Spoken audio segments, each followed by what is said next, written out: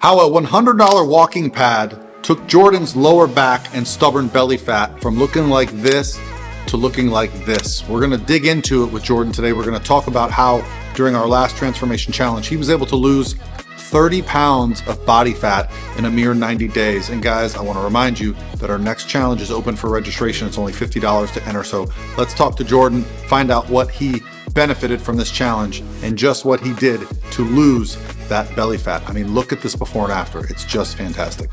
Talk about the big picture stuff. So what was the total like weight loss in the 12 weeks? So I started at almost 202 pounds. So I was 201.8, and I Yeah. ended it at around 172.6. So it was about almost 30 pounds, something Yeah, like. that's a lot of body fat to lose.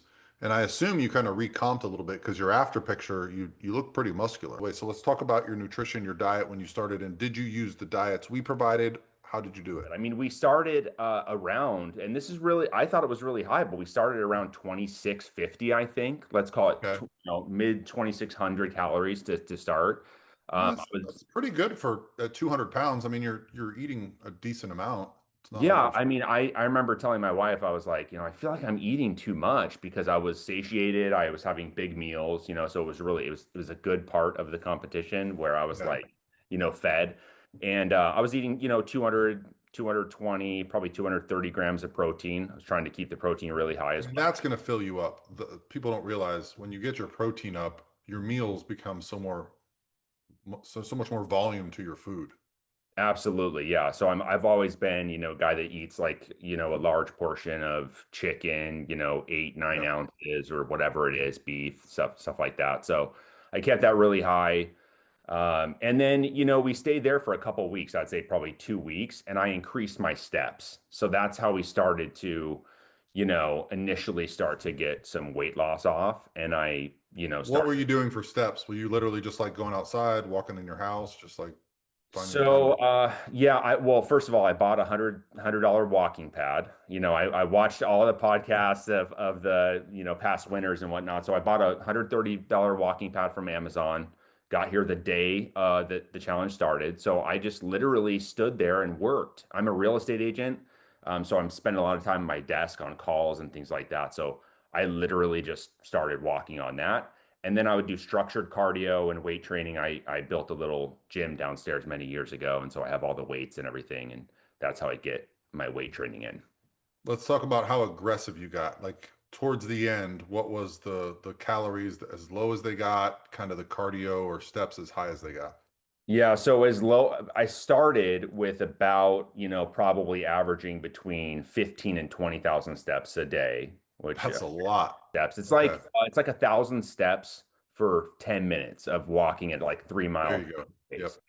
So basically, when I started getting hungry, even though I was eating like those higher calories, the 2,600, I started getting really hungry because my body wasn't used to it. And I'm not talking, I wasn't hoofing it, like I wasn't going fast, but I Right. was just that additional steps. It's a lot of movement for sure. I have never walked as much as I have on a fat loss or weight loss challenge. And it's because back when I was losing weight and gaining muscle and doing a lot of stuff, there's a stigma around cardio. It's like, Of course. don't do cardio, don't do cardio. And so I kind of took that as don't do cardio, you got to lower your calories via diet.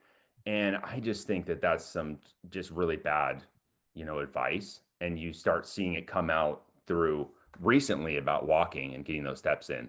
So I started at the 2,600, doing a ton of steps. And then I ended, I think you asked me what my calories were toward the end. I ended at like 1,700 something. I mean, that's still 10 times your body weight if you were 170. I mean, that's where I, as a coach, go, okay, if we're at that low, we probably need to be having like a free meal or like a high carb day to like trigger some progress. But if Yep. you're walking and doing low calorie, I find it's much more manageable than if you're doing something like super high intense. Um, and also, you had a deadline. Yeah, yeah, exactly. I had a There's nothing deadline. wrong with being hungry when you can see the deadline. That's right. That's right. And I actually had 2 refeed days as well. And so I worked with Oh, someone perfect. and, so I was able to kind of, take those back to back sometimes if I was really hungry. But man, it was tough. I think the test of any challenge for me is not just how successful you are for those 90 days, but how has your response been since the challenge? How are you feeling now? Yeah, I'm starting to finally, it's been a couple weeks. I'm starting to finally get my, my moodiness has gone away. I'm starting to increase my calories slowly. So I'm working with Okay. Steven to like make sure that I'm slowly but surely increasing my calories. I'm back up to about, as of today, 2,500 calories, Okay. a good amount here. So, but the funny thing is this morning I weighed in at almost 169. So I've lost, 4 or 5 pounds since the challenge. And So the challenge ended, you brought food up, cardio down, and now you're continuing to drop weight. yeah, yeah. And we think I was talking to Steve, and he was thinking, well, because I was so aggressive kind of during that last 2 weeks, that Yeah. my body's always taken, a week or two, it's always behind. So, when I go really low calories, then the next week or the week after, I'll see a big drop, a big whoosh. And so that's kind of what I think what happened. But I'm maintaining at this point, I think around 170-ish. Yeah, I've noticed this phenomenon with my athletes that get on bodybuilding stages that once the body fat comes off, I can bring food up, cardio down, and they will start dropping more weight. My theory is that as you called it your mood, but as your mood goes up, so does your non-exercise activity. You're more likely to goof around, to, move your hands, so you get more active. Your sleep improves. And then I think, you can also expect things like thyroid function, hormones that have to do with metabolism are probably they're probably getting a little bit better at the same time as you're adding a little more food. So you might actually be kind of outpacing the calories you're adding aren't keeping up with the demands that you're increasing. I realized, and I said this in my essay, is it really was the journey that is the goal. And you don't realize that till you get to the end, and then you realize Right. like, hey, I got some abs that I'd never seen before. But if I just go back to what I was doing, then what was the point of the 90 days? And so Right. I'm really being cognizant and working with Steven to reverse out of this thing correctly so that I can maintain this. So, Yeah, I think, and ultimately, like what I've always told people is it's a lot easier to maintain low body fat than it is to achieve it.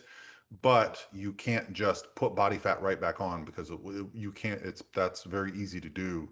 But if you take the time to come out of a deficit properly, yeah, I don't know. It feels like a cheat code to be like, oh, I only walk 30 minutes a day and I eat 3,000 calories and I can walk around at 8%, 9% body fat. But it's taken me 30 years to figure this crap out, and this is why I love these challenges because you have to have a few things. You have to have, accountability. You have to have a deadline mhm. um, to have a reason to tell people in your life, like, hey, maybe I'm going to skip out on this, or I'm not going to have this drink, or I'm going to get to bed early because I got cardio and a training session in the morning.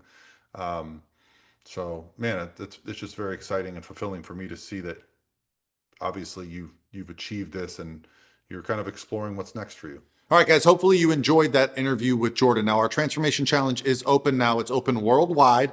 It includes more than 100 unique individual nutrition and training programs, including things for people like, vegan, vegetarian options, but also people that have home gyms and are more advanced. It has multiple levels. It has a private support community. We also offer a discounted rate for our coaches who are going to guide you hands-on, or you can just do it for 50 bucks and go it alone and join our private community. But either way, I'm really amazed at the progress that Jordan made through making some pretty simple switches, understanding a little bit of macros and that damn walking pad.